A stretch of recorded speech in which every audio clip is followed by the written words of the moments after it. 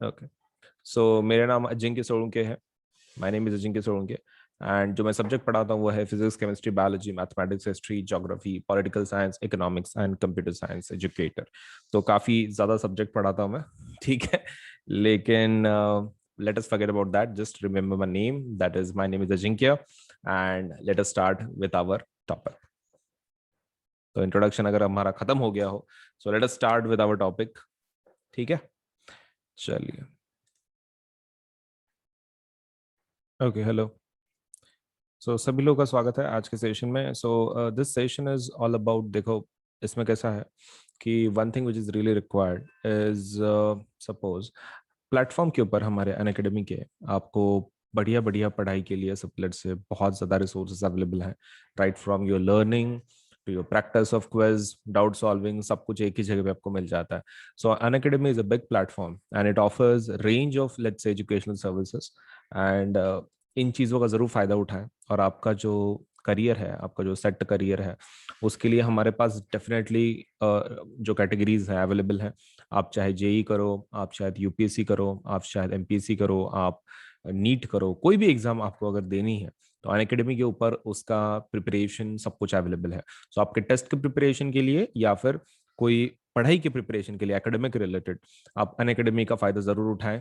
Application को install करें और उसमें के जो कोर्सेस हैं प्लीज जरूर सब से उसमें एनरोल करें, ताकि आपका जो पढ़ाई है, आपका जो करियर है वो सेट हो सके।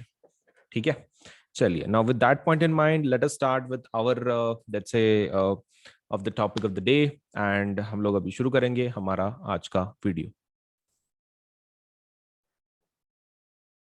ओके, सो मेरा नाम अजिंक्य सोलंके है। My name is Ajinkya Solanke. And जो मैं सब्जेक्ट पढ़ाता हूँ वो है physics, chemistry, biology, mathematics, history, geography, political science, economics and computer science educator. तो काफ़ी ज़्यादा सब्जेक्ट पढ़ाता हूँ मैं। ठीक है, लेकिन let us forget about that. Just remember my name. That is, my name is Ajinkya. And let us start with our topic. तो इंट्रोडक्शन अगर हमारा खत्म हो गया हो, so let us start with our topic. ठीक है, चलिए चलिए, लेट अस स्टार्ट। तो न्यू एक्सपेरिमेंट शुरू करने के पहले, this is about lead nitrate. ठीक है, लेड नाइट्रेट के बारे में। अब लेड नाइट्रेट का क्या बोलना तुमको, it's a very special reaction. लेकिन उसके पहले ना आपको एक चीज का पता होना चाहिए, and that is something called as burning splinter. Burning splinter के बारे में आपको पता होना चाहिए व्हाट इट इज। लेकिन पहले मुझे मेरा स्प्लिंटर तो मिले, यहीं पे तो रखा था, कहाँ गिर गया? Just one minute, I just had kept it here itself.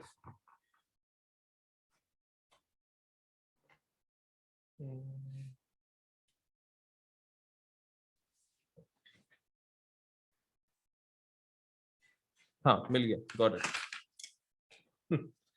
Okay, तो बर्निंग स्प्लिंटर होता क्या है? ठीक है, let's talk about burning splinter. तो बर्निंग स्प्लिंटर जो है ना, इट्स बेसिकली, तुम ऐसी कोई भी चीज पकड़ लो कि जो जल नहीं रही है, but something like suppose let's को जो थोड़ी बहुत गर्म है, like burning splinter but which actually is not burning but it's like very hot. Something like अगरबत्ती के जो सामने जो होता है, suppose let's say the point, that's called as burning splinter. मतलब टेक्निकली जिसको सपोज लेट्स से एक फ्लेम की जैसा है, जो जल रहा है कोयले की जैसा, बट आग नहीं पकड़ रहा है, मतलब just getting hot but not actually the flame. तो let me show it to you कि suppose let's say burning splinter किसको बोलते हैं। ये फ्लेम है, दिस इज फ्लेम, ये फ्लेम है। इसको अगर मैं जला रहा हूं सपोज, ठीक है, ये अभी भी फ्लेम पे ही है।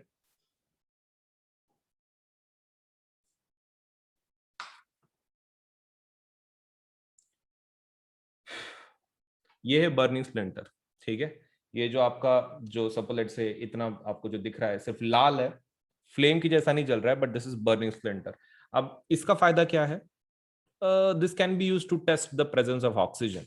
ऑक्सीजन का प्रेजेंस के लिए this is very much helpful, क्योंकि ये क्या करेगा, और ज्यादा जलना शुरू करेगा जब उसको ऑक्सीजन मिलेगा। That's the point. तो हम लोग इसका किसके लिए इस्तेमाल करेंगे? फॉर सीइंग सपोज उसमें ऑक्सीजन है कि नहीं, किसमें?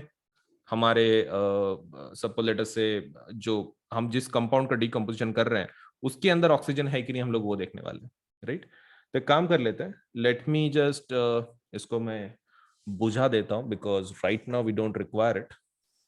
जब पूरी तैयारी हो जाएगी तो हम लोग वापस इसको ले लेंगे।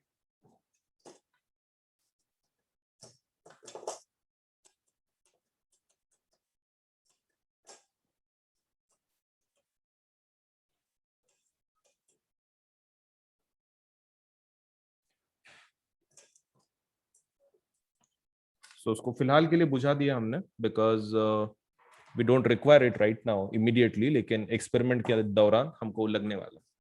सो आई होप कि हमारा जो स्पिरिट लैंप है हमारा साथ दे दे, और जो हमारा लेड नाइट्रेट है उसको डिकम्पोज करने में हम क्या हमारी मदद करें। So let us see.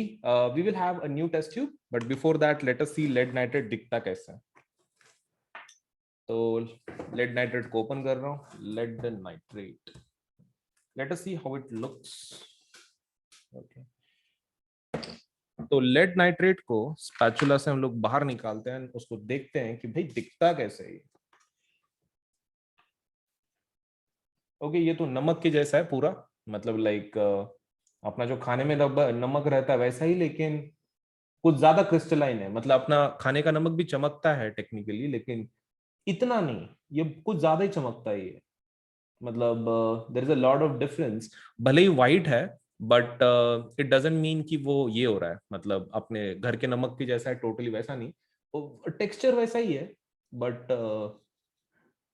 काफी चमक है इसके अंदर, मतलब there are more crystals as compare to normal salt. तो थोड़ा सा डिफरेंस है, ज्यादा नहीं। तो हम लोग इसका क्या करेंगे, टेस्ट ट्यूब में इसको भर लेते हैं। Let me have a new test tube. एक बढ़िया से टेस्ट ट्यूब लेते हैं और टेस्ट ट्यूब के अंदर क्या डालते हैं, इस हमारे सॉल्ट को। वो नीचे गिर गया, ज्यादा नहीं गिरा, thank God. So it's not too much. Let us see, इसके अंदर पहले हम लोग भर लेते हैं। ओके, ज्यादा नहीं चाहिए हमको, थोड़ा सा ही, लेकिन हमारा इतना भी कम नहीं होना चाहिए कि हमारा एक्सपेरिमेंट कंप्लीट ना हो, क्योंकि हमारा बर्निंग स्प्लिंटर हम लोग यूज करने वाले हैं। एंड इसको मैं अंदर डाल देता हूँ। थोड़ा सा और चाहिए, थोड़ा सा और।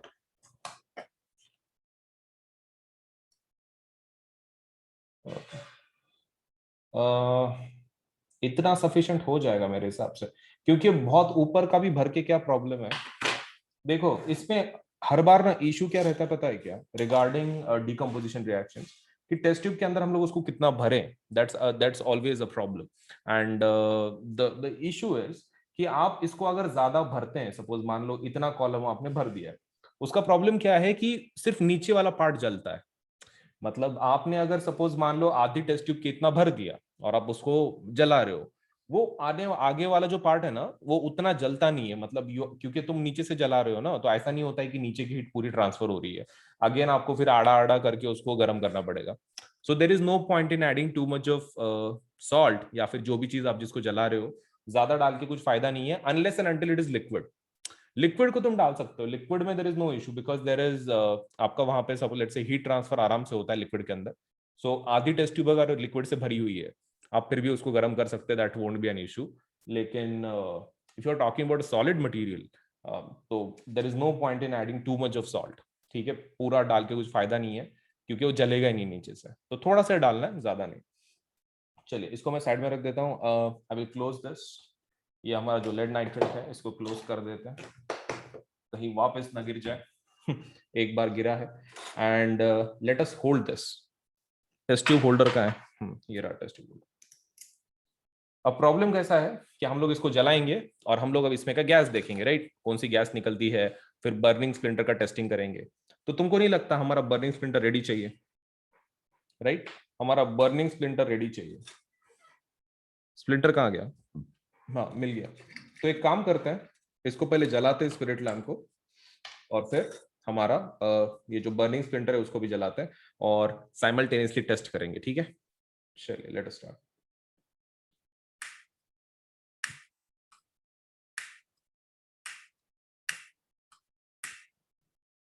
ओके, चलो भाई जल्दी से गर्म कर लेते हैं, पता चला बाद में अपना फ्यूल ही खत्म हो रहा है। पहले बर्निंग स्प्लिंटर तैयार कर लेते हैं।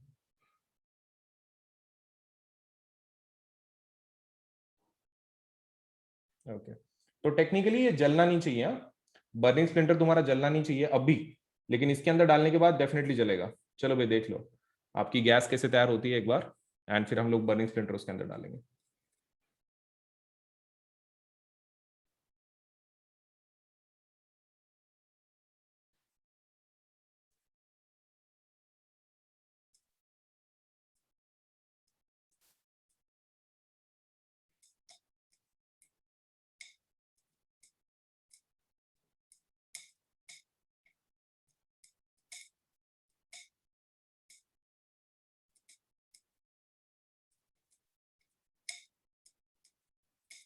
ओके, तो आपकी ब्राउन गैस आपको दिख रही होगी तैयार हो रही है।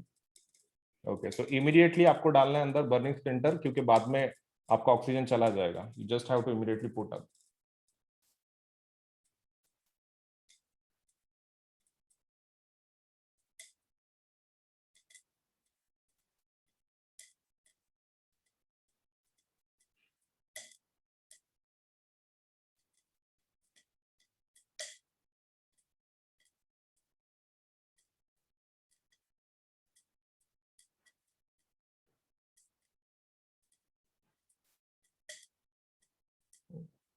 तो आपका बर्निंग स्प्लिंटर पूरा फायर तो कैच नहीं कर रहा है, but obviously it is getting bright.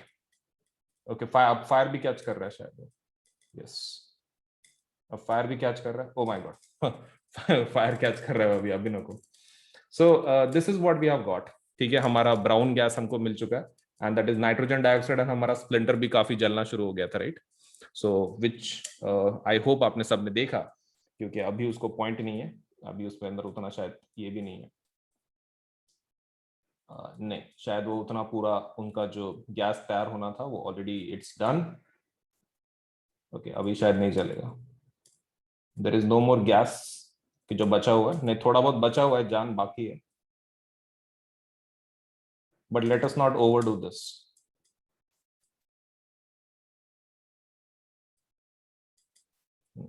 देखो आपका जल रहा है वो, इतना ब्राइट एक्चुअली एटलीस्ट दिख रहा होगा आपको, quite bright.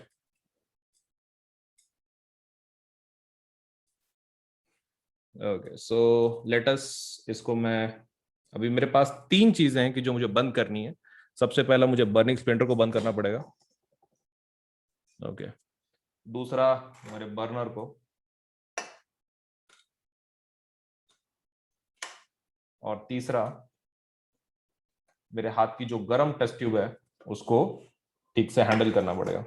Let me close this up, इसको मैं क्लोज कर देता हूं, इसका काम हो चुका है। Thank you so much spirit lamp. ठीक है, चलिए। सो ये हमारा गैस तैयार हो गया। तो ये कौन सी गैस है? This is nitrogen dioxide, NO2 है ये। एंड जो बर्निंग स्प्लिंटर जल रहा था, why that was happening because अंदर ऑक्सीजन गैस पैदा हो रही थी।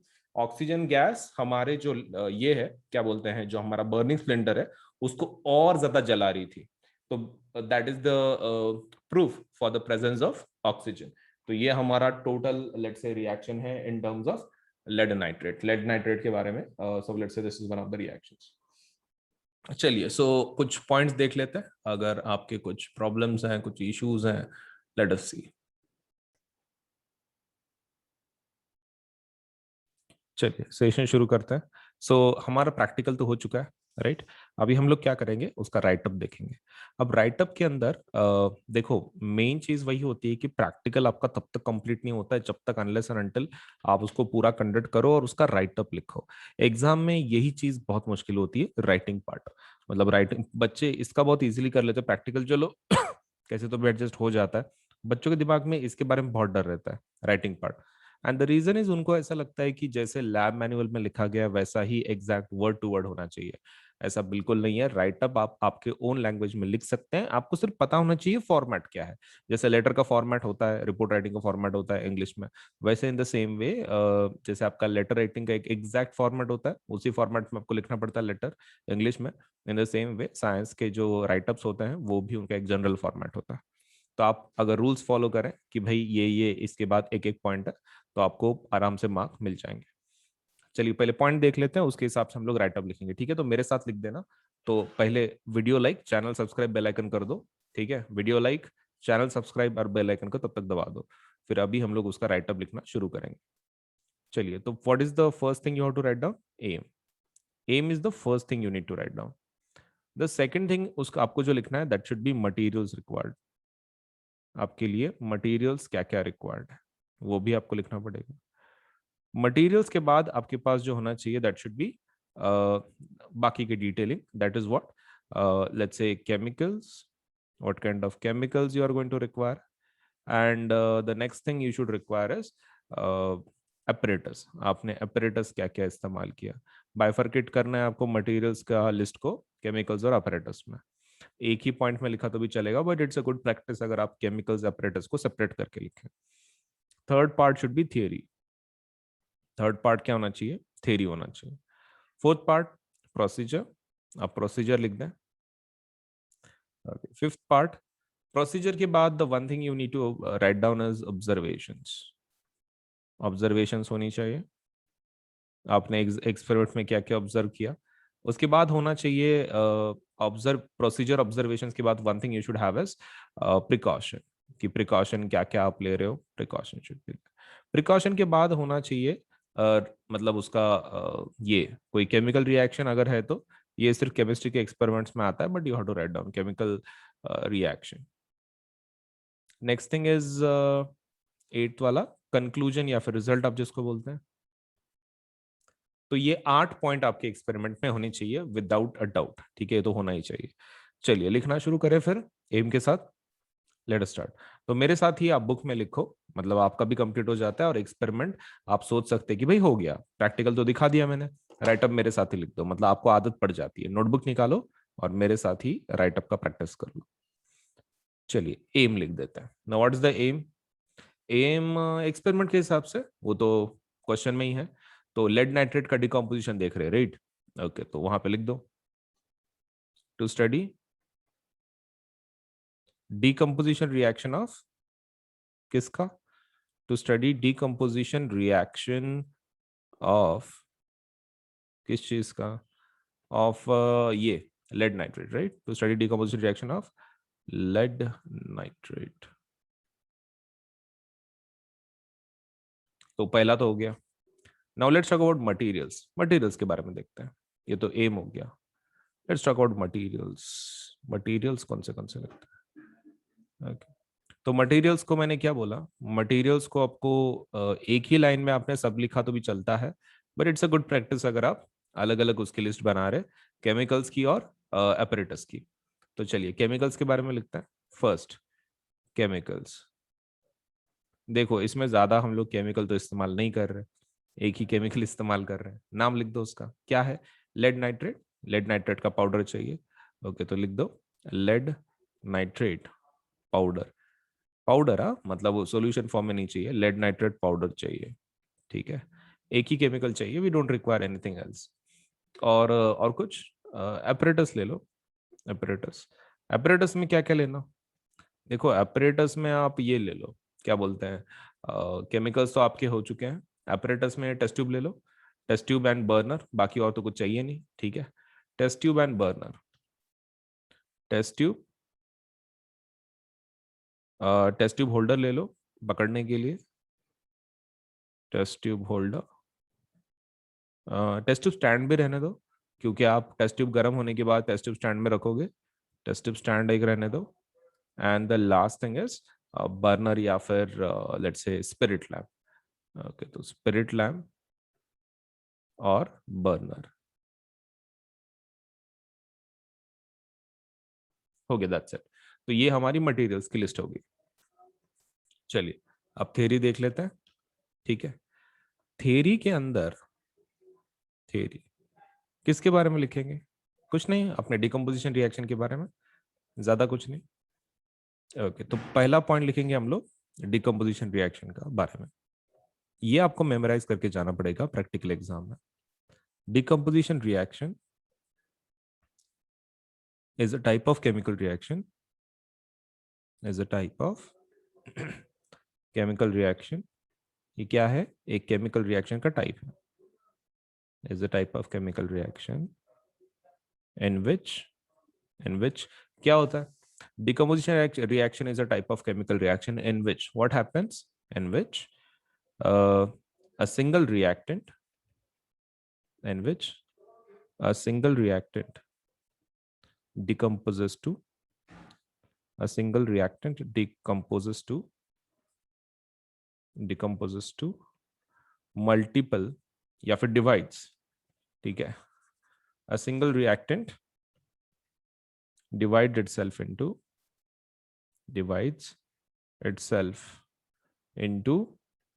multiple products.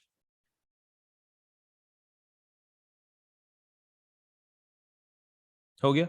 Decomposition reaction is a type of chemical reaction in which a single reactant divides itself into multiple products. हो गया. जनरल फॉर्मेट बताइए, इसका जनरल फॉर्मेट कैसे रहता है? A B under some kind of energy splits into suppose A plus B, ऐसा होगा. और हमारे केस में हम लोग कौन सी एनर्जी यूज कर रहे हैं? In case of lead nitrate, in case of lead nitrate, the energy we are going to use is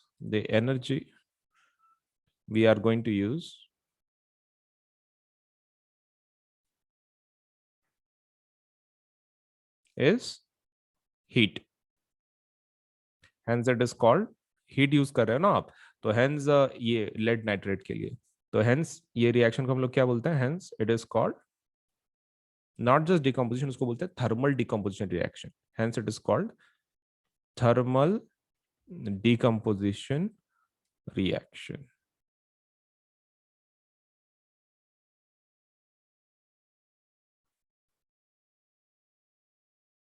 Okay, हो गया. Hence it is called thermal decomposition reaction. So that's your overall theory आपका हो चुका है. Procedure लिख देते हैं. चलिए, let us go for procedure. ये रहा प्रोसीजर. ओके, प्रोसीजर में क्या क्या लिख देना? प्रोसीजर में आप लिख दो, first point, take lead nitrate powder, take lead nitrate powder in a test tube. ठीक है, in a boiling test tube में ले लो, in a boiling test tube. उसके बाद क्या करना है? हीट करना शुरू करो उसको. Start heating this test tube,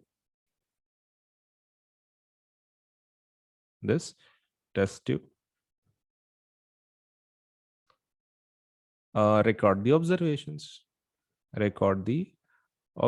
जो भी आप ऑब्जर्व कर रहे हो उसको रिकॉर्ड करो. हो गया. So take lead nitrate powder in a boiling test tube, start heating this test tube and record the observation. कितना आसान है. चलिए, अभी ऑब्जर्वेशन देख लेते हैं. मतलब प्रोसीजर तो हो गई हमारी, अभी ऑब्जर्वेशन देख लेते हैं. ऑब्जर्वेशन में क्या लिखेंगे? जो भी हमने ऑब्जर्व किया एक्सपेरिमेंट करते वक्त वही लिख देंगे. ऑब्जर्वेशन क्या लिख दोगे? देखो, ऑब्जर्वेशन में पहला लिखना है, ब्राउन गैस आती है, राइट? अब brown gas is released, brown gas is released. इसमें मेन कंपोनेंट वही तो है, brown gas is released, right? And हमने इसके अंदर बर्निंग स्प्लिंटर डाल के देखा भी था कि ऑक्सीजन ये हो रहा है, मतलब ऑक्सीजन का प्रेजेंस भी है, right? So oxygen when burning splinter is inserted, when burning splinter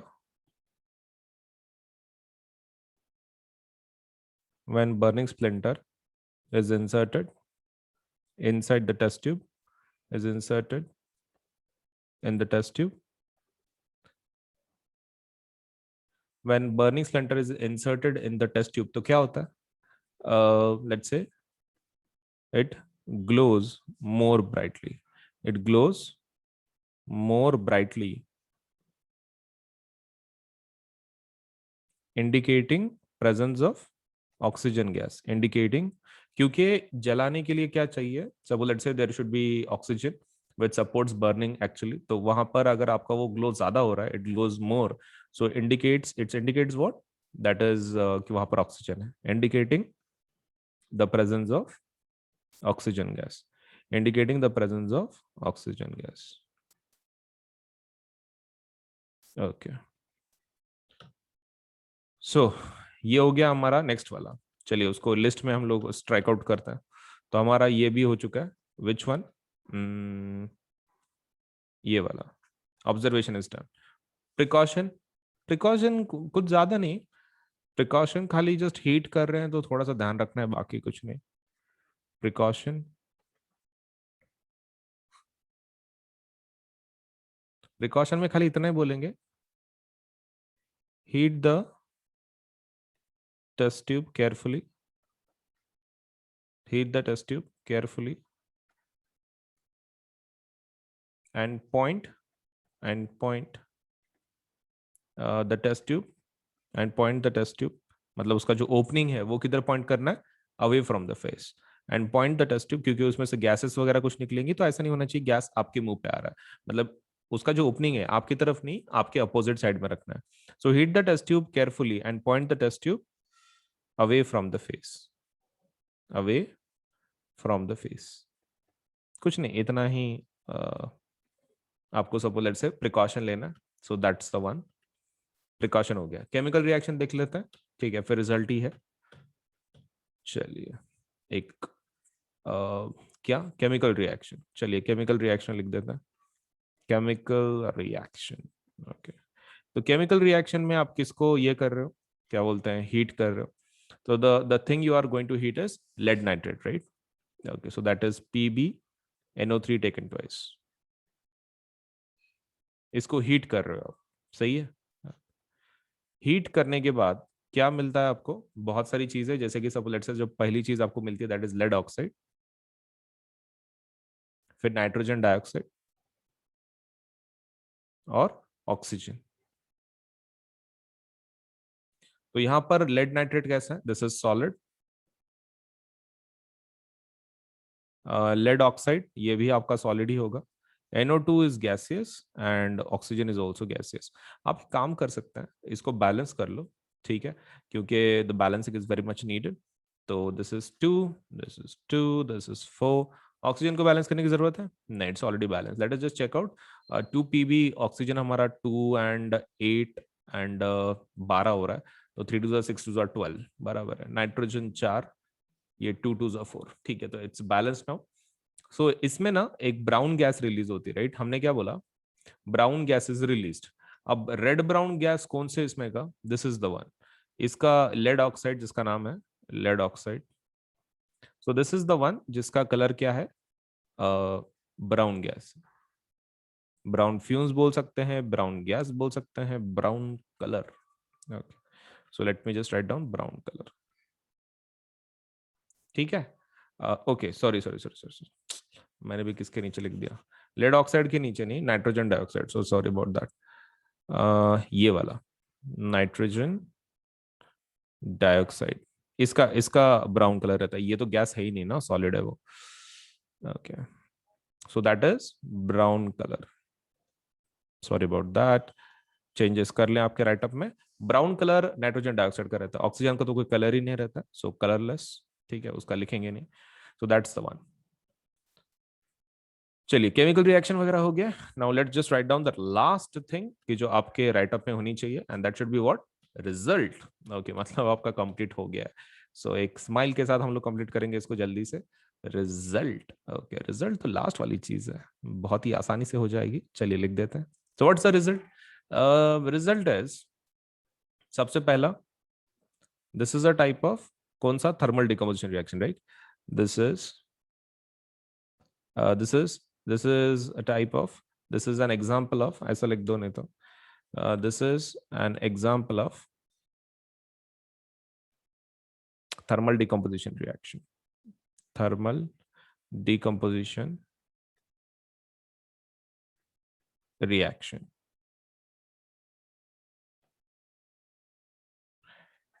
Second thing, nitrogen dioxide,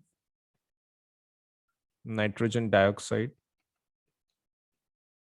NO2, brown fumes are released, brown fumes are released,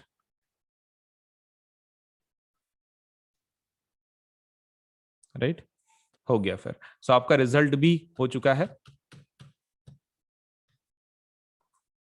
हो गया एक्सपेरिमेंट, राइट? चलिए, सो एक्सपेरिमेंट भी बता दिया मैंने और तुमको राइटअप भी बता दिया कैसे लिखना है। सो आज का एक्सपेरिमेंट हमारा यहीं पे खत्म होता है। वीडियो को लाइक करना है, चैनल सब्सक्राइब करना है, बेल आइकन दबाना है। Video like, channel subscribe, bell icon दबा दो और फिर हम लोग अगले प्रैक्टिकल में मिलेंगे with amazing session. Thank you so much for today, bye bye. के बाद भी कुछ इशू है तो आपके जो भी डाउट्स हैं आप पूछ सकते हैं चैट सेक्शन में, या फिर let's say you can just say it. तो लेट स्टार्ट विद दिस। हमारा जो लेसन है जिसका हम लोग रिवीजन कर रहे हैं वो है केमिकल रिएक्शंस एंड इक्वेशंस। ये पहला लेसन है केमिस्ट्री का, and as usual this lesson ऐसा बहुत ही ज्यादा हार्ड नहीं है, बट स्टिल थोड़ा बहुत तो डिफिकल्टी क्रिएट करता ही है, because all the chemical reactions are very much new for you, तो हैंस थोड़ा बहुत डिफिकल्टी तो होता है। नाउ इसके अंदर सबसे पहला जो इंपॉर्टेंट पॉइंट है पूरे, मतलब let's say even before the lesson begins, is nothing but एक idea about what is physical change and what is chemical change. आपको खाली इतना ध्यान में रखना है कि केमिकल चेंज मतलब क्या होता है। Chemical change is nothing but जहां पर आपका एक नया प्रोडक्ट बनता है, that is the first thing you should remember. Chemical change is what, where a new product is formed. New product अगर आपका बन रहा है, कोई नया चीज बन रहा है, नया सब्सटेंस बन रहा है, so that is called as chemical change. और फिजिकल चेंज में न्यू प्रोडक्ट नहीं बनता है। And this chemical change which is nothing but a new product, मतलब इन शॉर्ट न्यू प्रोडक्ट से केमिकल चेंज बनता है, दैट मतलब that is chemical change. And chemical change को ही हम लोग क्या बोलते हैं, केमिकल रिएक्शन बोलते हैं। मतलब इन शॉर्ट केमिकल रिएक्शन हो गया, ऐसा कब बोल सकते हैं हम लोग, जब नया प्रोडक्ट बनता है। तो ये चीज ध्यान में रखे, पहले ही सपोज पैराग्राफ में उन्होंने इंफॉर्मेशन दी है, वो definition that whenever a chemical change occurs we can say that the chemical reaction has taken place. So they have given the definition just in the first paragraph itself. So it's not, let's say, very hard, let's say, ignore करने का कोई question ही नहीं आता। That's in the first paragraph. अब second वाला है that is your magnesium ribbon. अब इसका तो आपको पता है कि क्या करना पड़ता है, आपको इसको जलाना पड़ता है। As you know the flame created is white, and moreover इसका जो reaction is something like this. Magnesium जब ऑक्सीजन के साथ जलता है तो क्या बनाता है, मैग्नीशियम ऑक्साइड बनाता है। और ये पाउडर कौन से कलर का है, व्हाइट कलर का। ये पाउडर भी व्हाइट कलर का है, और जब मैग्नीशियम जलता है तो उसकी फ्लेम भी कैसी रहती है, व्हाइट कलर की होती है, व्हाइट फ्लेम, जिसको ब्राइट लाइट, ब्राइट व्हाइट भी बोलते हैं, ब्रिलियंट व्हाइट भी बोलते हैं, लेकिन आपने सिर्फ व्हाइट फ्लेम भी बोल दिया तो भी चलेगा।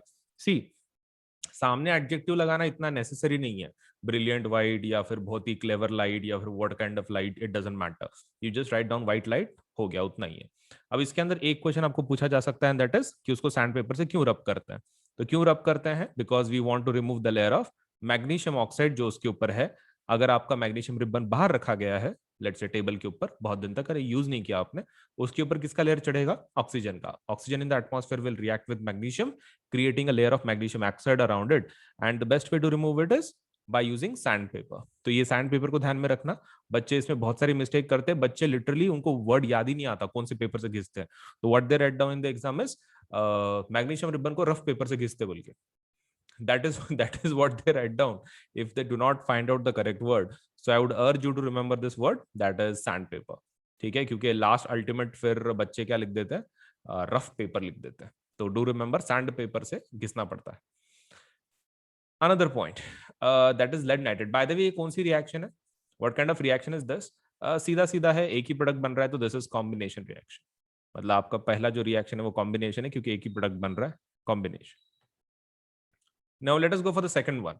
Second reaction is lead nitrate, activity number 1.2, lead nitrate and potassium iodide। ठीक है, तो lead nitrate लिखते हैं। What is lead nitrate? That is PbNO3 taken twice। और उसके अंदर क्या डाल रहे हो आप, पोटेशियम आयोडाइड, के है। ओके, तो क्या बनता है इससे, वो लेड आयोडाइड बनता है, PbI2, और दूसरा क्या बनता है, KNO3। Now as you know this is precipitate reaction, so this has to be taken in aqueous form। और इन दोनों में से येलो कलर कौन रहता है, हमने उसको येल्ली बोल के हमने रखा हुआ है, येल्ली, राइट, मतलब लेड आयोडाइड। ओके, तो दैट इज लेड आयोडाइड, ये येलो कलर का, इसको येल्ली बोल के ध्यान में रखा हुआ है हमने, तो that is yellow colour, that is lead iodide. And KNO3 that is just in aqueous state, और ये सॉलिड फॉर्म में, प्रेसिपिटेट है ना तो सॉलिड फॉर्म में। Take a few zinc granules in a conical flask और अ टेस्ट ट्यूब, और इसके अंदर एसिड का रिएक्शन बताना है अपने को जिंक और एसिड के साथ। तो ये तो अपन ने एसिड बेसिस एंड सॉल्ट्स में देखा हुआ है वैसे भी, लेकिन फिर भी ये रिएक्शन फिर से रिवाइज कर लेते हैं। बाय द वे ये कौन सी रिएक्शन है, activity number 1.2, that is DD, double displacement है वो। Okay, what about zinc granules? देखो जिंक ग्रैन्यूल्स अगर है तो अगर अगर आप उसके अंदर HCl डाल रहे हो तो क्या बनता है, zinc CCl2 and zinc chloride और H2। Same goes with H2SO4 also, क्या बनता है, ZnSO4 प्लस H2। ये कौन सी रिएक्शन हो गए, सिंगल डिस्प्लेसमेंट रिएक्शन हो गए। और इसमें कौन किससे ज्यादा रिएक्टिव है, zinc is more reactive then hydrogen, zinc is more reactive then hydrogen. Same in the second example also with sulphuric acid, ज्यादा रिएक्टिव है इसलिए सिंगल डिस्प्लेसमेंट रिएक्शन है ये, और simply put it is displacement reaction. अभी यहां पर आपके प्रूफ्स हैं कि क्या होने के बाद हम लोग बोल सकते हैं कि केमिकल रिएक्शन है। देखो हमारे हिसाब से तो नया प्रोडक्ट बनता है तब केमिकल रिएक्शन है, राइट। लेकिन यहां पर क्या है, दीज आर द प्रूफ्स कि ये होने के बाद हम लोग बोल सकते कि मे बी एक केमिकल रिएक्शन हुआ है। तो ये चीज आपको ध्यान में रखना है कि यहां पर अगर कोई चीज होती है तो यू डू नॉट कंसिडर कि भाई इसका मतलब ये है कि एक्चुअली वो रिएक्शन मतलब केमिकल रिएक्शन हो गया बोल के। जैसे कि मान लो चेंज इन टेम्परेचर या फिर change in state, state change हो गया बोल के केमिकल रिएक्शन हुआ, ऐसा हम लोग कंफर्मली बोल नहीं सकते, बट हम लोग क्या बोल रहे हैं, मे बी। सो ये मे बी के प्रूफ्स हैं, these are maybe proofs. और इसको हम लोग याद कैसे रखें, CGST के नाम से, CGST के नाम से ध्यान में रखा हुआ है। दैट इज कौन से, colour, then G is nothing but for your gas, S is for your state and T is for temperature। तो color, gas, state, temperature। तो colour, gas, state and temperature, ये चेंजेस अगर होते हैं तो हम लोग क्या बोलते हैं, that there might be some chemical reaction which has happened. ठीक है, so this is your first point. Let us see इसके अंदर अगर कुछ इशू है तो ये हमारे मे बी के प्रूफ्स थे। Let us go into chemical equations. अब केमिकल इक्वेशंस में देखो यहाँ पर ऐसे बहुत सारी चीजें कि जो जस्ट कचरा है, तो हम लोग ज्यादा उसके ऊपर फोकस नहीं करेंगे, खाली छोटे छोटे जो चीजें हैं वो बता देंगे। LHS पे क्या लिखते हो आप, LHS के ऊपर आप क्या लिखते हैं, एंड RHS के ऊपर क्या लिखते हैं, ये आपको पता होना चाहिए इक्वेशन के। तो it's a very simple one. LHS पे क्या रहता है, रिएक्टेंट, ठीक है, एंड आपका RHS पे क्या रहता है, प्रोडक्ट रहता है, राइट। तो reactant on LHS and product on RHS। And अगर आपको मोर देन वन रिएक्टेंट या फिर मोर देन वन प्रोडक्ट बताना है तो कौन सा साइन यूज करते हैं, plus sign. If you want to show more than one reactant और more than one product, you need to use plus symbol, plus symbol आपको यूज करना पड़ता है। अब बात करते हैं, ये तो हमारा हो गया साइंस के बारे में। What about word equation? Okay, तो वर्ड इक्वेशन ये रहता है, this is your word equation. मतलब फॉर्मूला नहीं लिखना है, शब्दों में रिएक्शन लिखनी है। शब्दों में अगर रिएक्शन लिखी हुई है तो दैट इज वो word equation. Okay, what about formula? Okay, अगर फॉर्मूला वगैरह लिखते हैं तो हम लोग उसको क्या बोल सकते हैं, these are called as chemical equation. तो this is a chemical equation. And what was the previous one, word equation. Word equation मतलब सिर्फ वर्ड्स हैं, केमिकल इक्वेशन मतलब विद एक्चुअल फॉर्मूला। नो, इसके बाद there is something called a skeletal chemical equation. Now what is skeletal chemical equation? That means unbalanced chemical equation. Unbalanced chemical equation is called a skeletal chemical equation. मतलब हमने तीन देखे, word equation, chemical equation, skeletal chemical equation. Okay, तो word equation मतलब सिर्फ words हैं, chemical equation मतलब फॉर्मूले के साथ है, स्केलेटल केमिकल इक्वेशन बोले तो unbalanced chemical reactions. Now let us talk about how to balance. अब हाउ टू बैलेंस में suppose let's say you already know the method, so हम लोग उसको ज्यादा कुछ घिसेंगे नहीं उसके अंदर, so let us just skip that part. हाँ, उसके अंदर कुछ जो इंपॉर्टेंट है वो खाली देख लेते हैं। Step number 5 is not that much important. हाँ, स्टेप नंबर 7 में कुछ चीजें हैं कि जो आपको याद रखनी पड़ेंगी, जैसे कि G, L, A, Q and S, इसके मतलब क्या है। तो G का मतलब क्या होता है, गैस, L का मतलब लिक्विड, AQ का मतलब एक्वियस और S का मतलब सॉलिड। अब यहाँ पर एक बच्चों को कंफ्यूजन होता है, बच्चे गैस सॉलिड ये ठीक से समझ लेते हैं। The problem arises with L and AQ, फर्क समझ में नहीं आता। देखो, एल मतलब क्या, कोई चीज लिक्विड फॉर्म में अगर है तो, मतलब जो फ्लो हो रही है लिक्विड फॉर्म में अगर है तो, जैसे कि मान लो मेरे पास ये पेन है, तो पेन अगर वो उसको मैंने मेल्ट कर दिया तो वो किस में हो गया, लिक्विड स्टेट में। लेकिन अगर मैं मान लो मेरे पास एक ऐसी चीज है कि जो पानी में घुलती है, राइट, सपोज लेट से बिस्किट है, या फिर सपोज लेट से कोई नमक है, कोई शुगर है, तो that is called as aqueous. Aqueous मतलब क्या? Aqueous is nothing but something in water, जैसे कि कोई substance, something in water is called as aqueous. And what about water? Water को किस में डालेंगे हम लोग? लिक्विड में, क्योंकि वाटर के अंदर तो वाटर ही रहता है ना। ओके, तो वो तो लिक्विड स्टेट में रहेगा। अगर वाटर के अंदर कुछ है तो एक्वियस में डालेंगे, नहीं तो नहीं। तो aqueous is that some chemical in water, otherwise you just write down water अगर है तो लिक्विड स्टेट में। अब इसके बाद एरो के ऊपर नीचे आप इंफॉर्मेशन लिख सकते हो, राइट? एरो के ऊपर नीचे आप इंफॉर्मेशन लिख सकते हो। तो that information can consist of temperature, pressure, catalyst और वॉट एवर द रिएक्शन के कुछ डिटेल्स अगर हैं तो आप एरो के ऊपर नीचे लिख सकते हो। जैसे कि यहाँ पर 340 एटीएम लिखा है, दैट इज प्रेशर, और यहाँ पर कंडीशन लिखी है जैसे कि सनलाइट और क्लोरोफिल के प्रेजेंस में। ओके, तो वो those are nothing but just आपके बैलेंसिंग वाले पार्ट, आप उसको बाकी का इग्नोर कर सकते हैं। Now let us get into types of chemical reaction. तो केमिकल इक्वेशन में हमने सिर्फ टाइप्स देखे, मतलब उसके states of matter, that's it, और उसके अंदर कुछ देख नहीं रहे इसके अंदर। Now let us go into this form, types of chemical reaction. But before we get into it, let me ask. Okay, so what we are going to see now is types of chemical reaction. इसमें का सबसे पहला reaction is combination reaction. अब combination reaction मतलब इसके features एक बार देख लो। The features are, तुमको ये पता होना चाहिए कि reactant कितने हैं और product कितने हैं। ओके, तो कॉम्बिनेशन में रिएक्टेंट कितने लगते हैं? मिनिमम 2, मिनिमम 2 चाहिए, maximum maximum infinity, maximum infinity reactant में। And what about product? Product minimum भी एक ही रहता है, मैक्सिमम भी एक ही रहता है। ओके, तो प्रोडक्ट आपका कैसा रहता है? मिनिमम 1, मैक्सिमम भी 1। सो प्रोडक्ट आपका एक ही बनता है, ओनली 1, नहीं तो एक काम करते हैं और वो उससे बहुत कंफ्यूजन क्रिएट होगा। Late us just write down only 1।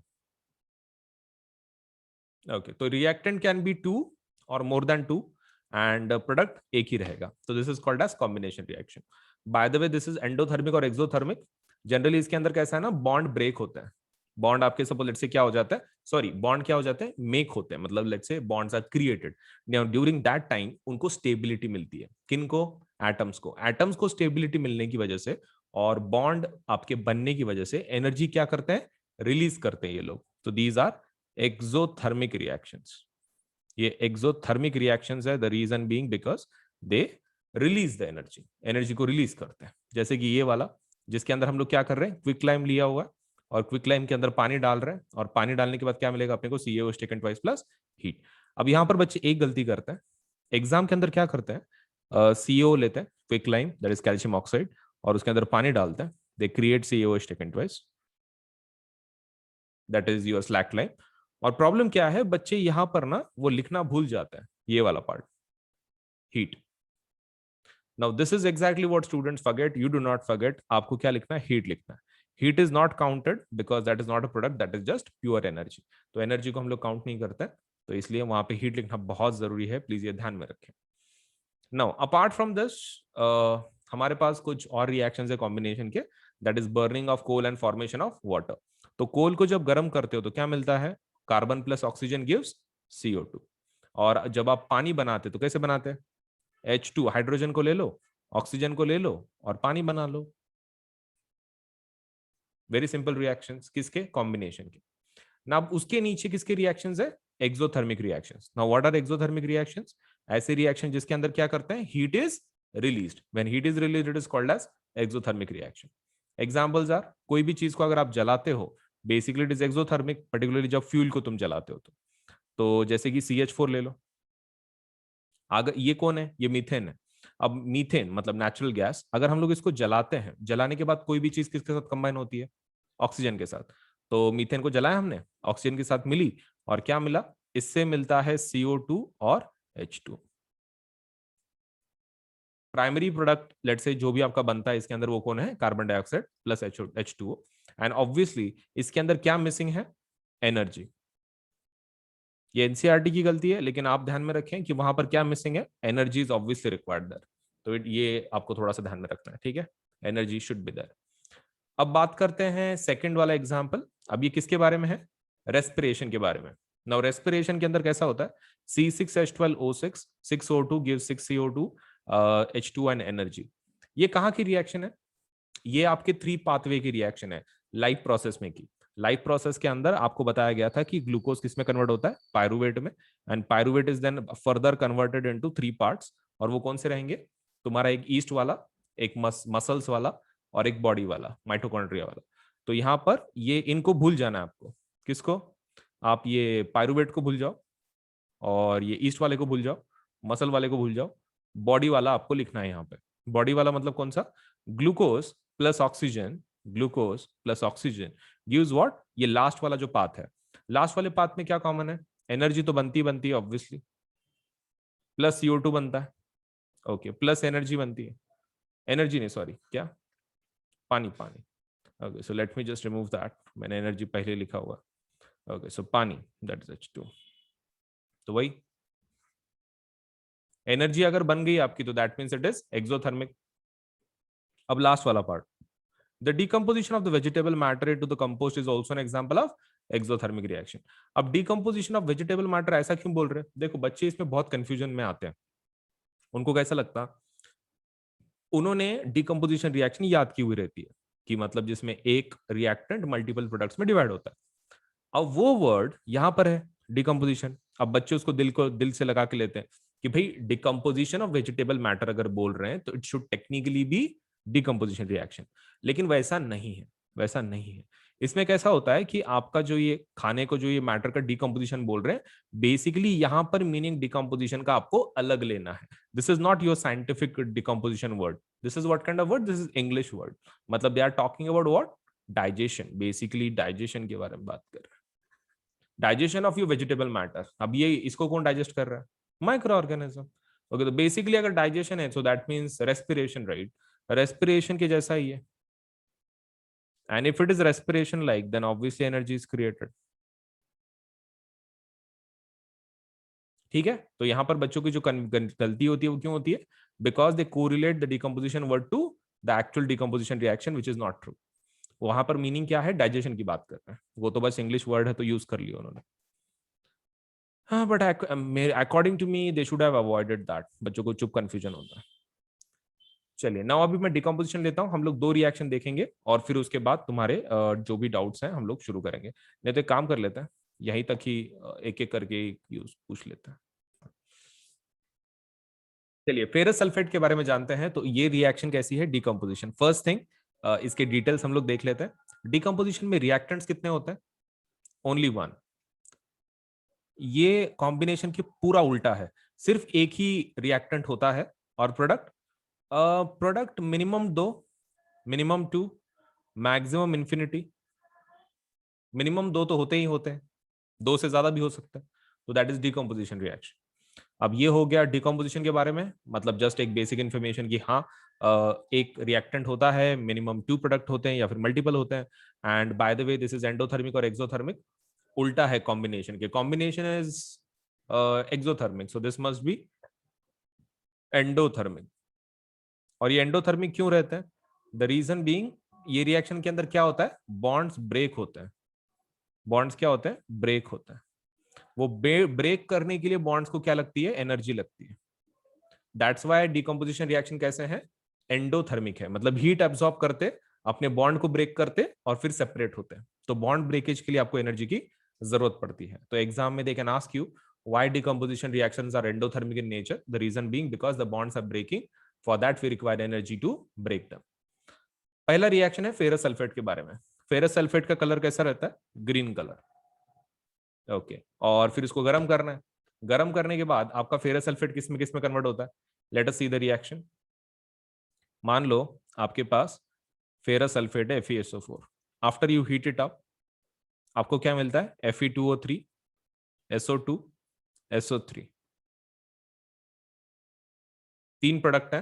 FeSO4 को हीट करने के बाद Fe2O3 SO2 SO3। अब इसके अंदर FeSO4 जो वो कौन सा कलर है, ग्रीन कलर। और आपका Fe2O3 कैसा है, ब्राउन कलर। ये हमने एक्चुअल केमिकल रिएक्शन देखी हुई है, so you should remember this कि भाई उसके कलर कौन से है, it has to be memorised.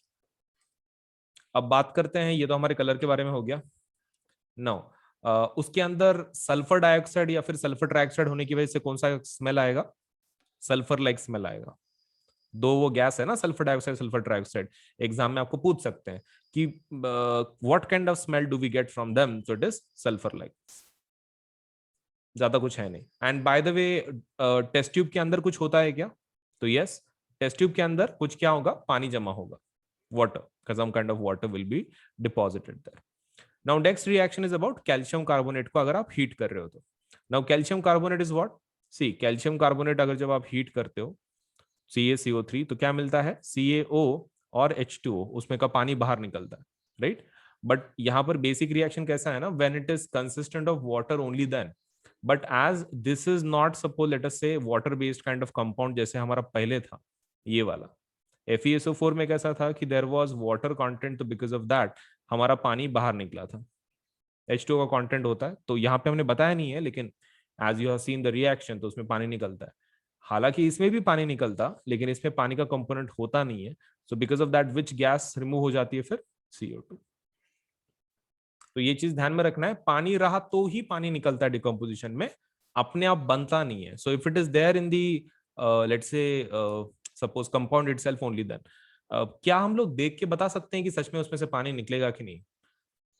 Technically yes, technically yes. कैसा है, ये जो सॉल्ट होते हैं ना, अगर हाथ में लो तो थोड़े से गीले लगते हैं, मतलब even though there is no water added, कुछ भी वाटर एडेड नहीं है, लेकिन हाथ में लेने के बाद ना थोड़ा सा गीला फीलिंग होता है। ओके, तो that kind of thing is nothing but, उसको आप गर्म करते हो तो क्या मिलेगा? उसमें से पानी निकलेगा। अब कैल्शियम कार्बोनेट को देखते हैं, गर्म करने के बाद क्या मिलता है? Calcium oxide and what? Your CO2। और ये कहां पर यूज होता है? Obviously cement industry, and this is called as thermal decomposition. तो अपने बुक में थर्मल डिकम्पोजिशन के 3 रिएक्शन है, फेरस सल्फेट वाला, कैल्शियम कार्बोनेट वाला, और तीसरा कौन सा? हमारा लेड नाइट्रेट वाला। अब लेड नाइट्रेट ओरिजिनल कलर क्या है पाउडर का? व्हाइट। आपने एक कलर देखा हुआ है, व्हाइट कलर का पाउडर है ये। और जब ये ब्राउन फ्यूम्स निकलते हैं, ये किसके रहते हैं? NO2 के। नाइट्रोजन डाइऑक्साइड की गैस रहती है, ये जो लाल कलर का निकलता है बाहर, तो that is basically your nitrogen dioxide, brown fumes, basically reddish brown fumes. Now जब लेड नाइट्रेट को आप गर्म करते हो तो क्या क्या निकलता है उसमें से? सेम थिंग जैसे कि lead oxide, NO2 and O2। तो ये चीज आपको ध्यान में रखना है, वैसे भी इसका टेस्टिंग हमने किया है ऑक्सीजन का। So lead nitrate, once you heat it up, क्या मिलेगा? PbO, फिर बाद में NO2 जो आपके ब्राउन रेड ब्राउन फ्यूम्स हैं, एंड ऑक्सीजन। तो ये रिएक्शन खाली थोड़ी सी ज्यादा प्रैक्टिस करो, क्योंकि पहले के जो 2 रिएक्शंस है ना, those are quite simple straightforward reactions है। The only reaction that creates trouble is lead nitrate. Okay, now हमारे पास है दूसरा है ये electrolysis of water. This is which kind of decomposition? Electrolytic decomposition. ये इलेक्ट्रोलाइटिक डिकम्पोजिशन है। Okay, इसके अंदर क्या क्या होता है? The first thing that is done is electricity based kind of reaction है ये, that is H2O when electricity is supplied. तो किस में डिवाइड होता है ये? H2 एंड O2 में। और इसके अंदर हाइड्रोजन किस ऑक्सीजन किसके ऊपर जमा होता है, हाइड्रोजन किसके ऊपर जमा होता है? सी, ऑक्सीजन का आयन कैसा रहता है? निगेटिव। और हाइड्रोजन का कैसा रहता है? पॉजिटिव। पॉजिटिव अगर हाइड्रोजन है तो कौन से इलेक्ट्रोड पे जाएगा? निगेटिव इलेक्ट्रोड पे। निगेटिव इलेक्ट्रोड कौन सा रहता है? कैथोड। ओके, तो हाइड्रोजन कैथोड पे जाएगा, फिर oxygen being negative will go towards the positive electrode, और पॉजिटिव इलेक्ट्रोड कौन रहता है? भाई एनोड। ठीक है, ये हो गया हमारा इलेक्ट्रोड्स के बारे में। नाउ व्हाट अबाउट अमाउंट, किसका ज्यादा होता है? हाइड्रोजन का।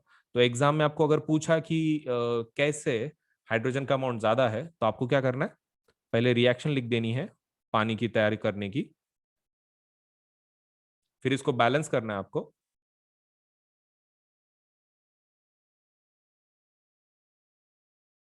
Okay, so first obviously you have to basically, अच्छा ये उल्टा लिख दिया, सो सॉरी, मैंने पानी बना लिया, मुझे पानी से H2 एंड हाइड्रोजन बनाना है। जोशम जोश, ओके।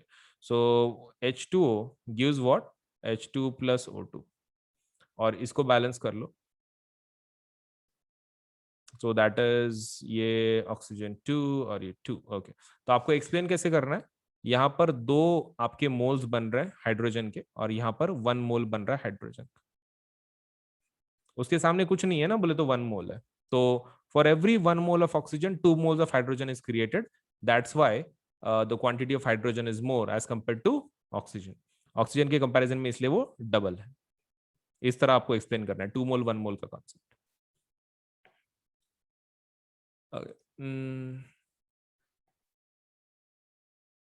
ओके, सो नेक्स्ट वाला पार्ट इज वेरी सिंपल। हमारा वाटर का सपोज इलेक्ट्रोलिसिस तो हो गया है, तो we are going to explain in this way कि आपके 1 मोल ऑफ ऑक्सीजन के लिए 2 मोल ऑफ हाइड्रोजन बनते हैं, and that is nothing but electrolysis of water. Now what we are going to do is एक last one, this was electrolytic decomposition, and अभी कौन सा है, फोटोलिटिक डिकम्पोजिशन, मतलब सनलाइट वाला फोटोलिटिक डिकम्पोजिशन। अब इसके अंदर क्या करना है, आपको सिल्वर क्लोराइड लेना। Now silver chloride is AgCl। AgCl कहां पे रखना है आपको, सनलाइट में। आप जैसे ही सनलाइट के अंदर रखते हैं उसको, ये डिकम्पोज हो जाता है इनटू AgCl2। और इसका कलर क्या होता है, इसका कलर होता है व्हाइट, और किस में कन्वर्ट होता है, ग्रे कलर में। तो ये चीज ध्यान में रखना है, व्हाइट टू ग्रे। बच्चे इसमें बहुत तक कंफ्यूज हो जाते हैं कि ग्रे टू व्हाइट है कि व्हाइट टू ग्रे है, तो many a times they get confused. तो ये खाली ध्यान में रखें, व्हाइट टू ग्रे। तो ऐसे 2 रिएक्शंस है, एक सिल्वर क्लोराइड के बारे में और सिल्वर ब्रोमाइड के बारे में, सेम रिएक्शन। एंड कहां पर यूज होता है बाय द वे ये chemical, these are used in black and white photography. तो ब्लैक एंड व्हाइट फोटोग्राफी में भी इसका इस्तेमाल होता है। Okay, so it is not compulsory to use distilled water here, but it is preferable as distilled water मतलब purest form है, उसमें कोई दूसरा गंदगी कुछ इम्प्यूरिटीज वगैरह नहीं होगा। So for that purpose we are saying कि आप लोग क्या यूज करो, आप you can use distilled water for this. अब हो गया ब्लैक एंड व्हाइट फोटोग्राफी वगैरह, that we have discussed. Endothermic reaction also भी discussed. Now let us talk about displacement reaction. ये अमोनियम क्लोराइड का आपको खाली रिएक्शन है, barium hydroxide and ammonium chloride का। तो आपको खाली पूछ रहे कि ये रिएक्शन कैसा होगा।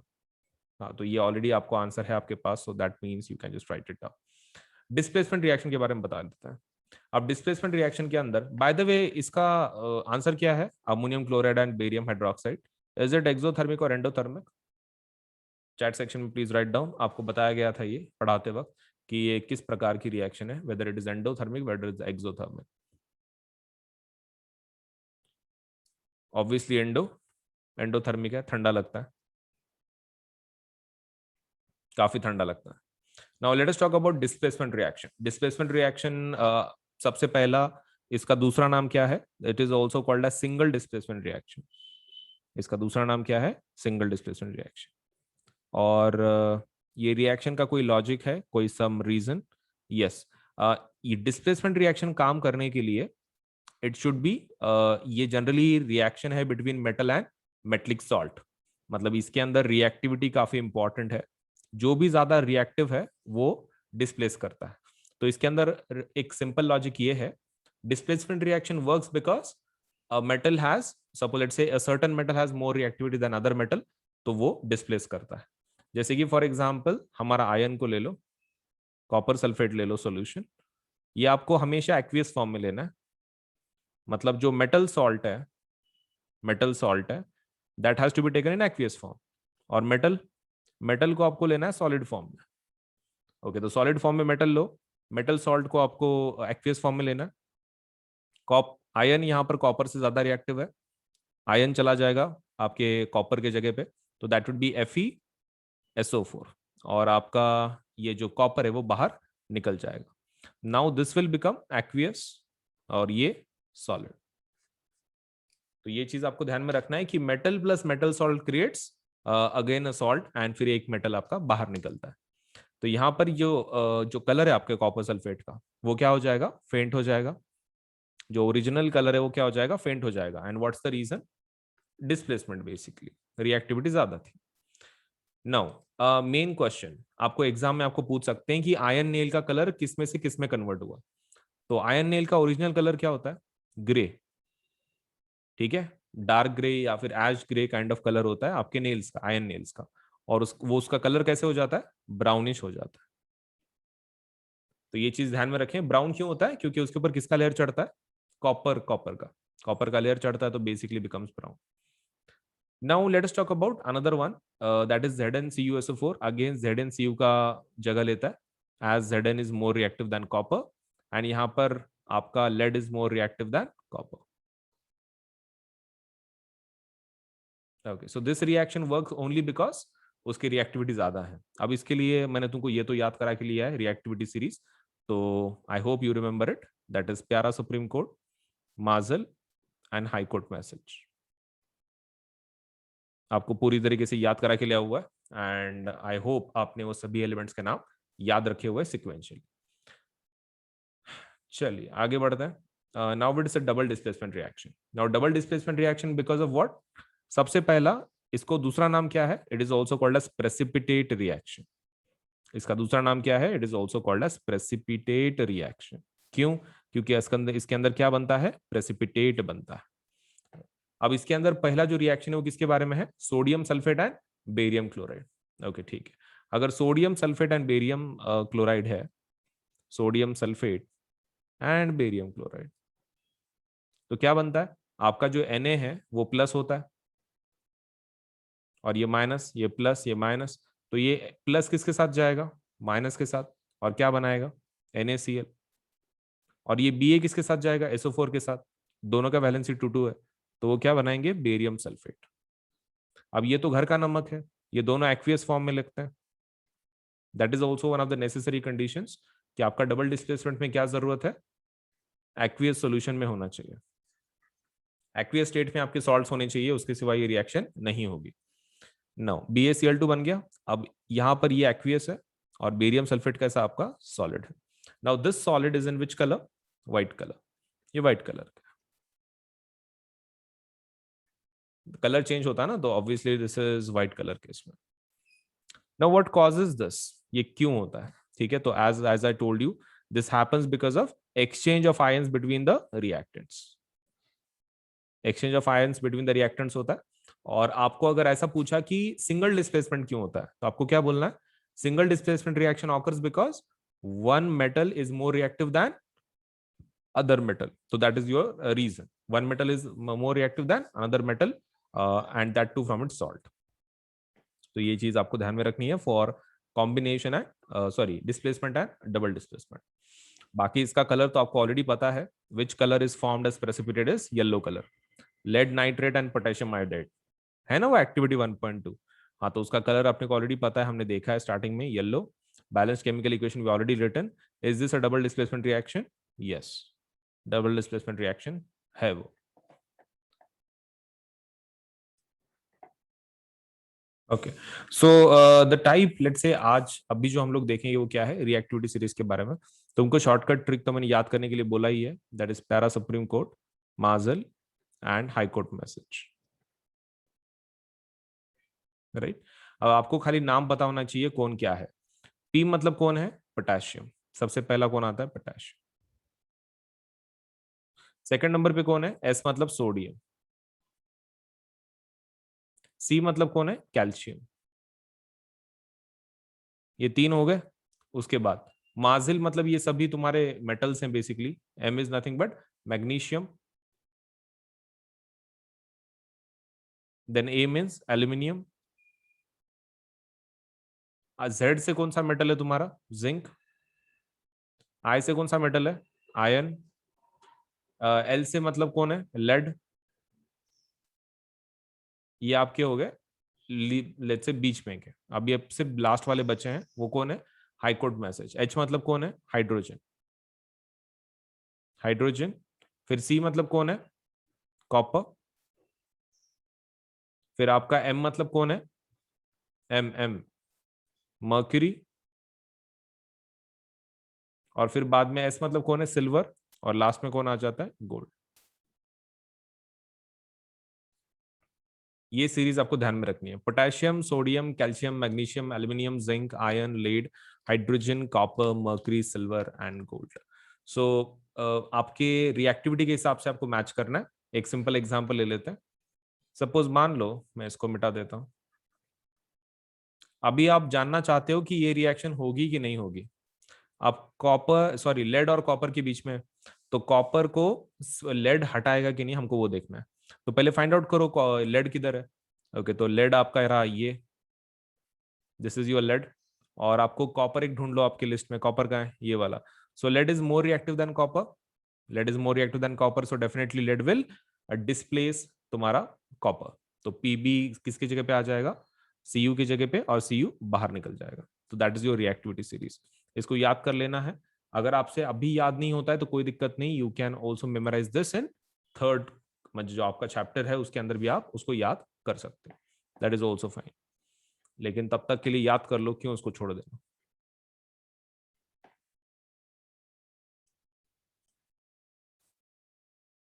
सो what we are going to do now is oxidation reduction, एक लास्ट वाला पार्ट।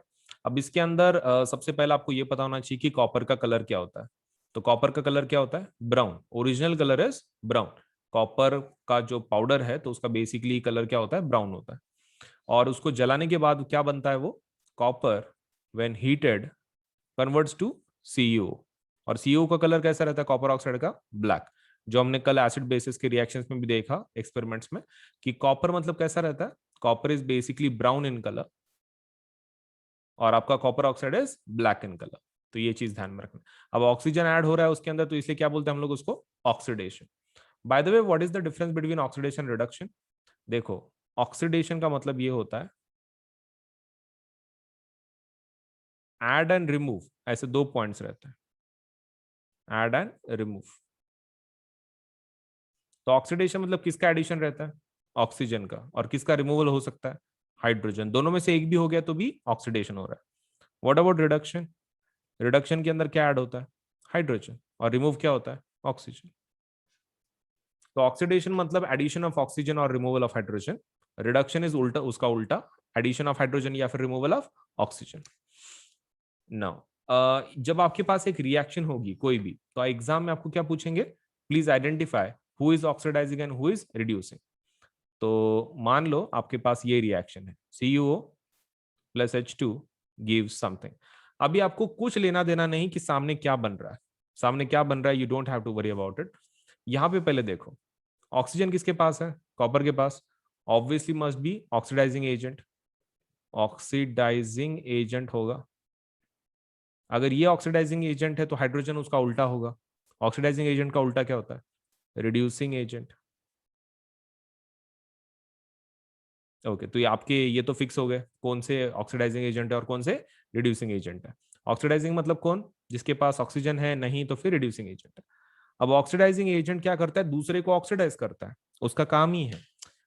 ऑक्सीडाइजिंग एजेंट का मतलब क्या होता है कि compound which is having oxygen itself, right, and जो दूसरे को ऑक्सीडाइज करेगा। अगर वो दूसरे को ऑक्सीडाइज कर रहा है तो खुद क्या हो रहा होगा, रिड्यूस हो रहा होगा। अगर वो दूसरे को ऑक्सीडाइज करेगा तो खुद क्या हो जाएगा, रिड्यूस।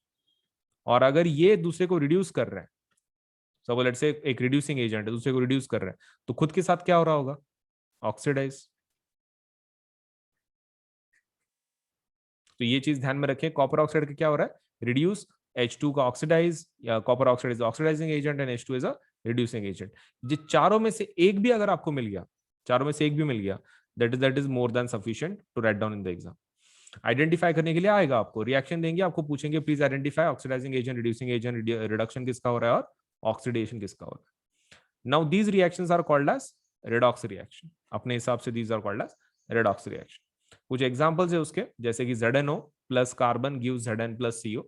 अब यहां पर हम लोग आइडेंटिफाई करेंगे कि कौन क्या है। चलिए बताइए, ZnO ऑक्सीडाइजिंग एजेंट है कि रिड्यूसिंग एजेंट है, उसका ऑक्सीजन गायब हो रहा है, you can see in the second step. ZnO क्या लगता है, OA की RA, oxidising agent, reducing agent, OA की RA, चैट बॉक्स में लिखो।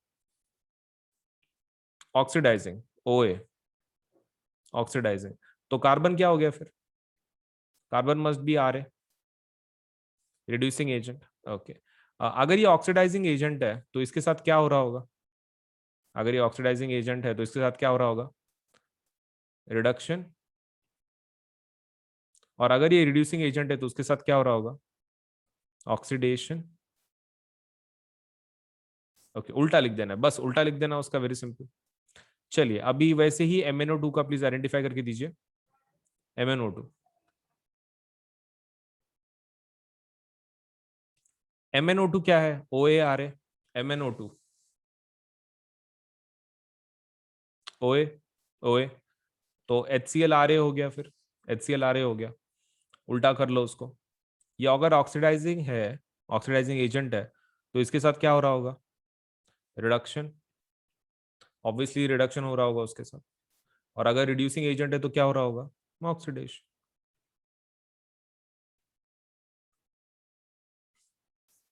तो this is all about oxidation reduction reactions and उसके सपोलेट से सब types. Now let us talk about corrosion, but if there is anything in between, let me just ask. Okay. So now we are going to have some examples of, let's say, oxidation reactions in everyday life. पहला example किसके बारे में देखेंगे? corrosion. Now what is corrosion? corrosion का मतलब क्या होता है? corrosion का मतलब होता है gradual destruction of metals. gradual destruction of metals. जैसे कि कौन से मेटल? जैसे कि कॉपर, सिल्वर, आयरन, इनका सपोज ग्रेजुअल डिस्ट्रक्शन अगर हो रहा है तो उसको क्या बोलते हैं? करोजन बोलते हैं। ओके, तो उसका और ऑक्सीडेशन के क्या संबंध है? देखो, करोजन का मतलब क्या है? Gradual destruction, right? And corrosion can happen for an number of reasons. बहुत सारे रीजंस के थ्रू करोजन हो सकता है, नंबर ऑफ रीजंस। लेकिन हम लोग यहाँ पर कौन सा देख रहे हैं? स्पेसिफिकली जो ऑक्सीडेशन से होता है, मतलब ऑक्सीजन के कांटेक्ट में आने से जो करोजन होता है, that we are going to see. Now main question, is it necessary कि करोजन के लिए ऑक्सीडेशन होना ही चाहिए? नहीं। आप एक पर्टिकुलर फॉर्म देख रहे हो, आयन का जो ऑक्सीडेशन है ना, दैट इज बेसिकली करोजन। तो देखते हैं कि इसके अंदर होता क्या है। तो आपका डेफिनेशन क्या है? When a metal is attacked by substances around it such as moisture and acids, it is said to corrode and the process is called as corrosion. और आपको कलर ध्यान में रखने सिर्फ यहाँ पे, क्योंकि आयन के लिए स्पेशल वर्ड है, वो क्या है? रस्टिंग। ओके, ठीक है, आयन के लिए स्पेशल वर्ड है करोजन का, that is called as rusting of iron. अब आपके तीन कलर कौन से होंगे आफ्टर करोजन?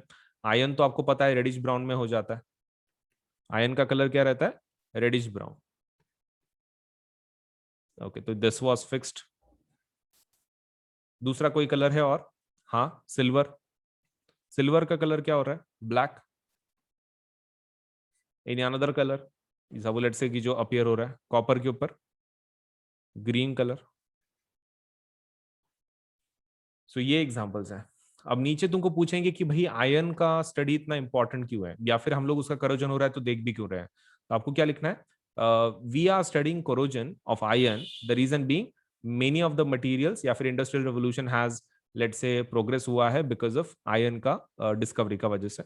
सो एंड ऊपर से मेंटेनेंस के लिए काफी खर्चा करना पड़ता है आयन के। तो because of that we study corrosion so that we can have scientific solution to these real life problems। ये real life problems के लिए scientific कुछ एक solution हो, इसके लिए हम लोग क्या कर रहे हैं? corrosion का study कर रहे हैं। now let us talk about rancidity। rancidity क्या है? rancidity मतलब जब आपका खाना, आप और जो आपका खाना है उसका क्या चेंज हो जाता है? Test and smell. ओके, ठीक है। So what is rancidity? When smell and taste change of the food, उसको क्या बोलते हैं? रैंसिडिटी बोलते हैं। मतलब जहां पर आपका स्मेल एंड टेस्ट चेंज हो गया खाने वाला। अब ये क्यों होता है? वो रीजन ये है कि आपके खाने के अंदर क्या रहता है? Fats and oils. तो तो ये क्या करते हैं कि ये सपोज पर्टिकुलरली किसके कांटेक्ट में आते हैं? ऑक्सीडेशन के, लेट्स से ऑक्सीडाइजिंग एजेंट के कांटेक्ट में आते हैं, दैट मींस ऑक्सीजन के कांटेक्ट में आते हैं। और ये फैट और ऑयल क्या बनाते हैं? They turn rancid and the smell, let's say the taste change. तो बेसिकली किसके और किसके बीच में रिएक्शन हो रही है? फैट और ऑयल्स इन दी फूड प्लस किसका रिएक्शन हो रहा है? ऑक्सीजन का। फैट और ऑयल जो भी है उसका किसके साथ रिएक्शन हो रहा है? ऑक्सीजन के साथ। And because of that what is happening is, अपना जो खाना है वो क्या हो गया? बर्बाद हो रहा है। अब उसके लिए सोल्यूशन क्या है? सबसे पहला, एयर टाइट कंटेनर रखो। जिसमें भी आप स्टोर कर रहे हो उसको क्या रखो? एयर टाइट कंटेनर रखो। उसके बाद the second solution is flush the bags of chips with nitrogen to prevent chips from getting oxidised.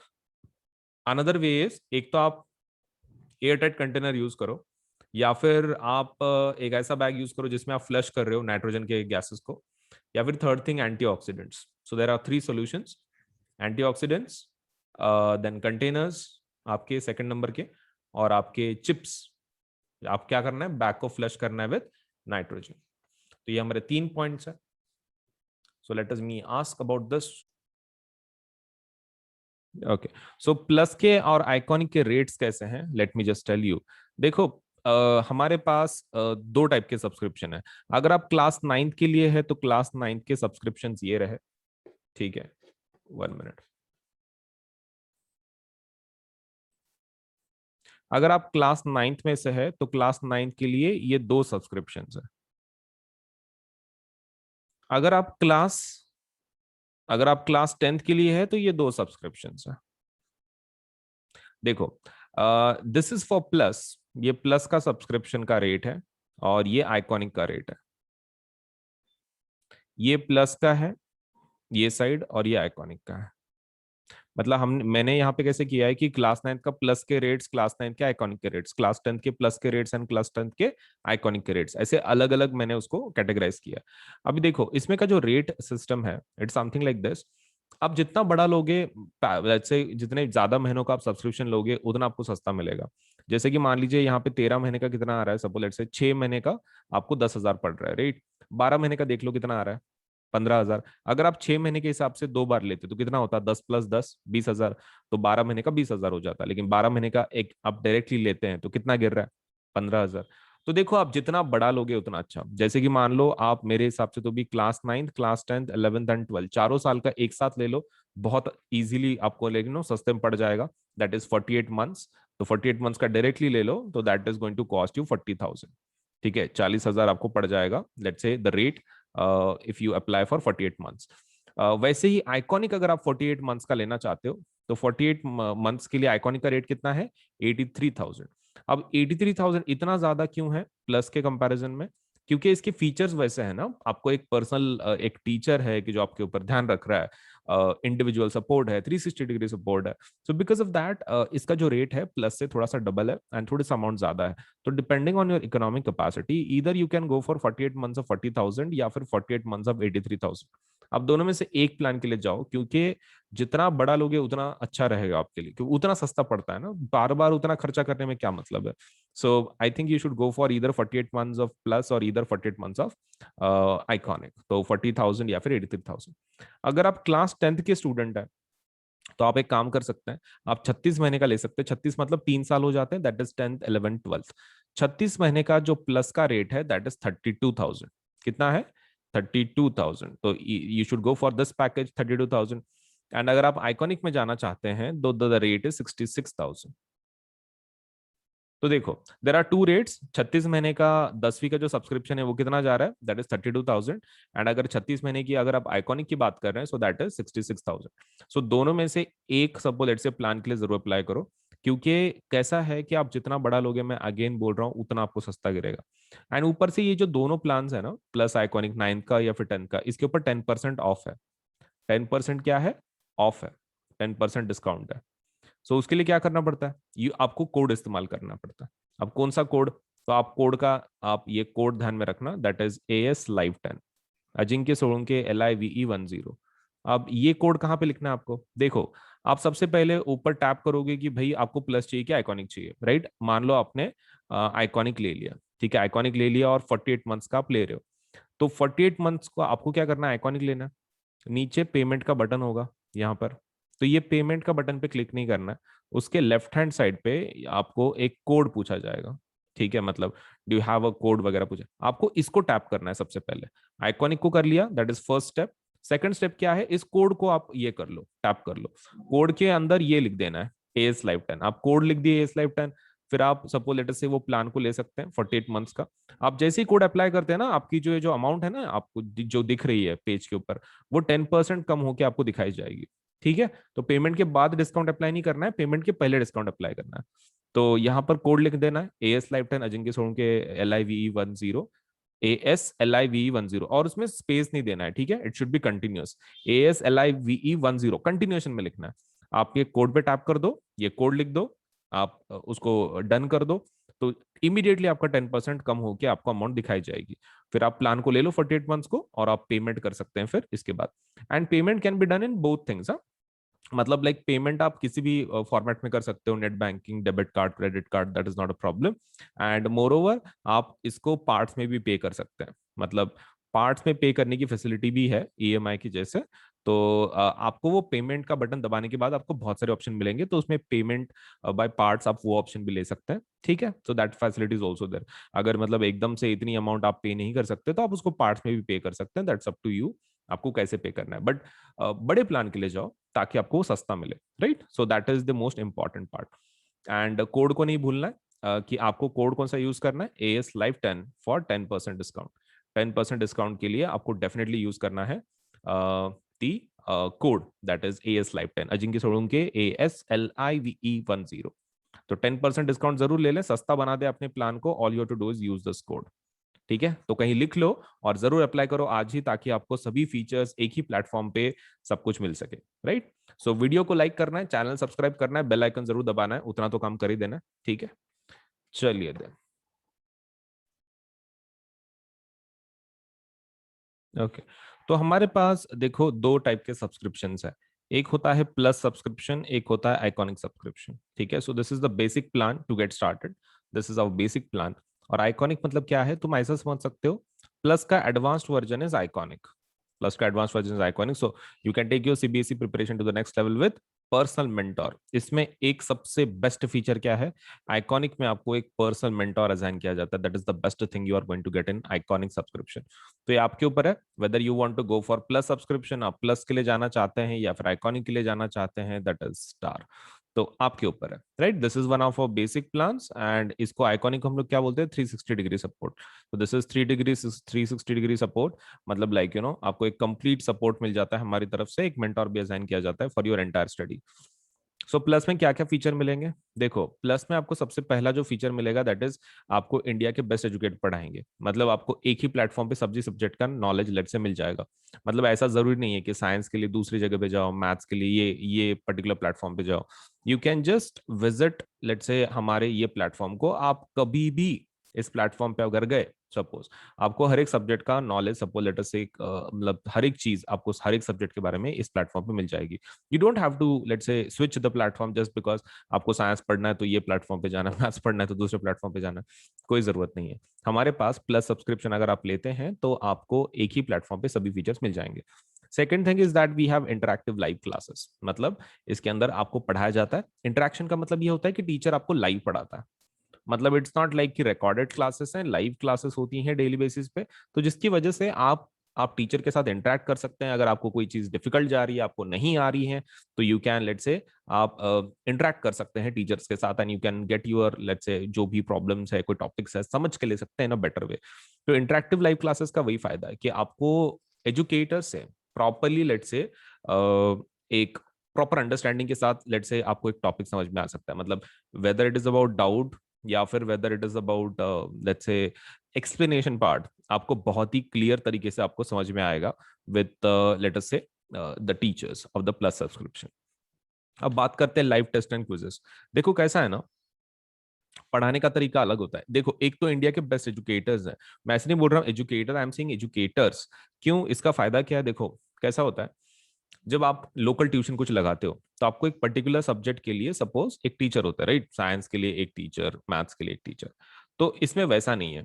इसमें कैसा रहता है कि प्लस में आपको बेस्ट फायदा वही है कि आपको बहुत सारे एजुकेटर मिलते हैं, सो बिकॉज ऑफ दैट आपको इसका टेंशन नहीं है। मतलब लाइक यू नो बीच में अगर हो सकता है कि आपको किसी टीचर का टॉपिक समझ में नहीं आ रहा हो एक आधा, तो आप क्या कर सकते हैं, आप एजुकेटर को चेंज कर सकते हैं, मतलब that facility is also there.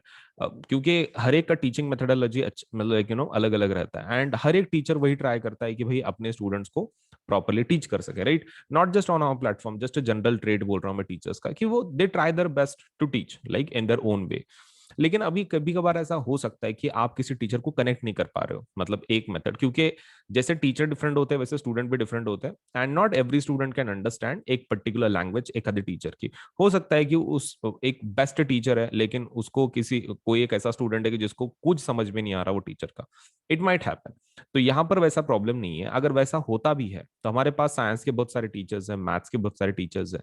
अगर आप एक टीचर को आपको समझ में नहीं आ रहा है तो you can do one thing, you can go for the rest of the let's say the teachers, आप रेस्ट ऑफ द टीचर्स के लिए जा सकते हैं, कोई दूसरे टीचर को बदल के देख सकते हैं, आपको तो सभी टीचर्स का कोर्सेज अवेलेबल हो जाते हैं, so there is no problem, right? चलिए, सो बेस्ट टीचर्स आपको पढ़ाएंगे इंडिया के, and moreover you will be able to have live test and quizzes. अब ये क्या है, देखो, अब पढ़ाई जब हो जाती है, मतलब जब टीचर कोई चीज पढ़ाता है आपको, one thing which is very important is the testing part. मतलब जब तक आप उसको याद करके आप ये उसकी टेस्ट नहीं दोगे, तब तक आपको पता कैसे चलेगा कि आपका नॉलेज सच में कंप्लीट हुआ है कि नहीं हुआ है। So that's the problem. So we have live test, like जैसे कि मतलब सब्जेक्टिव टेस्ट, ऑब्जेक्टिव टेस्ट वो है, हमारे पास क्विजेस भी हैं, मतलब लाइक एक कंपटीशन काइंड ऑफ। आपको सब लेट से एक स्टिपुलेटेड टाइम पीरियड दिया जाता है, उसमें आपको अगर टॉप लेवल पे अगर हो तो एक रैंकिंग के जैसा आपको एक quiz type of game type of सपोलेट से भी ऑफर किया जाता है। तो ये डेली बेसिस पे हम लोग बहुत सारे क्विज कंडक्ट करते हैं। उसका time table, you can go into the quiz section, आप आपके एप्लीकेशन में क्विज सेक्शन में जा सकते हो and you can check it out. ठीक है, आप इसको चेक कर सकते हो। किसको? लेट से जो क्विज है डेली बेसिस पे, कि भाई कौन सा क्विज है, सपोज उसमें कौन सा